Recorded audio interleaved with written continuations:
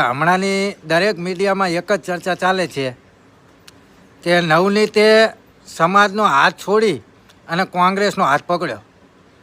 તો સૌ પ્રથમ તો હું મીડિયાના દરેક મિત્રોને જણાવી દઉં કે નવનીતભાઈને જે સમર્થન મળ્યું એ સમાજ વતી મળેલું હતું. કોઈ ભાજપ, કોંગ્રેસ કે આમ આદમી પાર્ટીથી નહીં, એમને સમાજથી સપોર્ટ મળ્યો હતો. એક સમાજનો ભાઈ જો મુસીબતમાં હોય ને, ત્યાં કોંગ્રેસ, ભાજપ કે આમ આદમી છોડી અને એને સમર્થન આપવું એ પ્રથમ સમાજની ફરજ છે.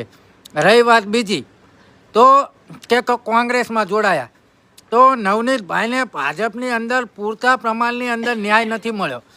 ચૈતર વસાવાએ માત્ર એક કાચનો ગ્લાસ ફેંક્યો અને 3 મહિના એને જેલના હવાલે કરવામાં આવ્યો.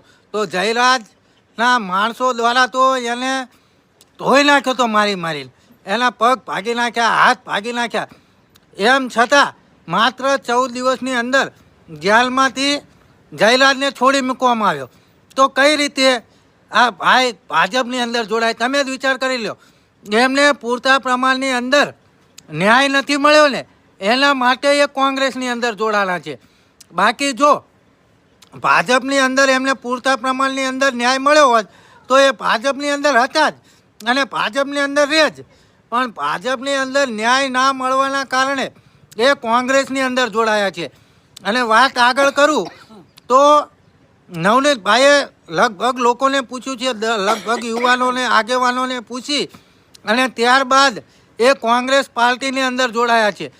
કોળી સમાજની અંદર માત્ર ભાજપમાં વોટ લેવા માટે જ કોળી અને ઠાકોર સમાજનો ઉપયોગ થતો હોય ને, એવી રીતે વાતાવરણ છે. તમે જોઈ શકો છો.